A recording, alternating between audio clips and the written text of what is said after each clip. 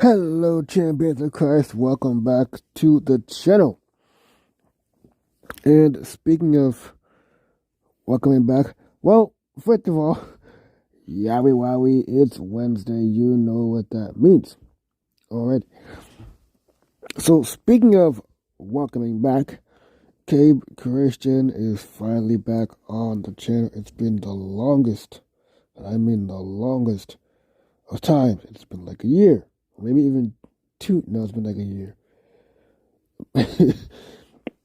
By a year, meaning like it's been since 2023, and I put them in 2024 now. So yeah, that kind of year, not actual. I mean, maybe it has been an actual year, but since we're earlier in January, I thought I made that joke. But anyways, yeah, Cape Christian is back. We got lead pastor Cory Demmel, and his New Year's Eve service was an on-demand one, which meaning it was fully online after they had like a lot of Christmas services, and they had a whole winter experience type thing at the church for like weeks straight. So they decided to like take a like a day off to recuperate and rest. But yeah, they had an online service for New Year's Eve, and Pastor Cory, he preached on expectations. As you know, we're expecting to move into 2024, and we have different expectations on how the year is going to go.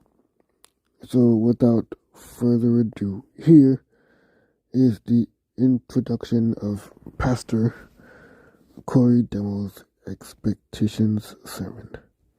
But I really believe that God has put a word on my heart for us as we move into 2024, as we close out the holiday season, as we close out the year. Now, I already know that some of us are the goal aspiration people. We're taking this time to carve out and mark out what do we hope for 2024, what are some of our goals. And I know some of us, it's not as big of a deal. It's tomorrow's Monday. I'm going to keep doing what I'm doing. And there's no wrong or right answer. But I think this is going to speak to everybody, not just for the unknown of 2024, but even what we already are currently experiencing. Because what I do know is that if you're watching this on Sunday, tomorrow is New Year's Day. It's a new year. And we don't know what 2024 holds. We don't know what's going to happen in our election. We don't know what's going to happen in our world. We don't know what's going to happen with the stock market. We don't know what's going to happen with interest rates. We don't know what's going to happen with our health.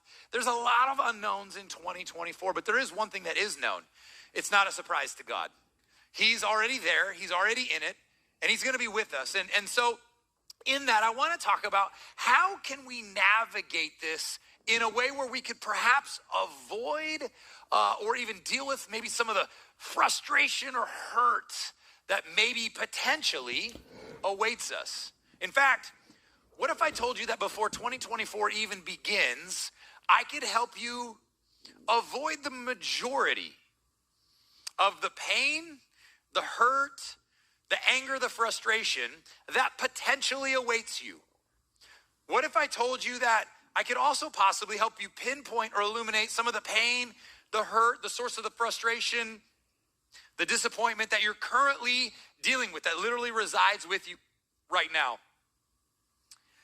Because that's exactly what I want to talk about with our time together. As 2024 approaches, some are ready to hit reset. For some of us, it's just another day. Some of us, I said, are going to map out personal goals and have aspirations. Some of us are going to get up and go to work just like we do, or go to school, or just like we do every week. But regardless of where you're at, I'm convinced that this could be massively helpful, hugely helpful for how next year goes for us. And I really, really believe that I really believe if you will do this, that you can avoid a lot of stuff you don't want to have to deal with next year. And it's not because I can predict the future. It's not because I know what's going to happen to you, but because a large amount, not always, life happens, but a large amount of the pain, of the frustration, of the hurt, of the disappointment that we incur, even some of the loss, often have a lot to do with expectations. Expectations. Either they're really centered around unmet expectations or broken expectations. And so that's what I want to talk about this weekend. That's what I want to talk about for a minute. That's what I want to talk about with our time together. Because there is a world and a year ahead of us, and things are going to happen. And they are real things. Listen, my family has experienced a lot of real things in the last few years. Financial hardship, medical diagnoses, stress, just the world. It's a tough place to live. But in light of that, we've been able to find peace, joy, grow closer to each other in God, not because things have went well, but because of, I believe, expectations. Also in my professional experience, 20-some years of dealing with people, this is to me some of the most profound key advice, wisdom that will actually enhance and clear up a ton of stuff in your marriage, with your kids, at work, at church, and in our community. And so I want to talk about expectations, and I really want to talk about it through the lens of this question: what do we do and how are we supposed to handle it? And is there anything we can do when things don't go the way we expect?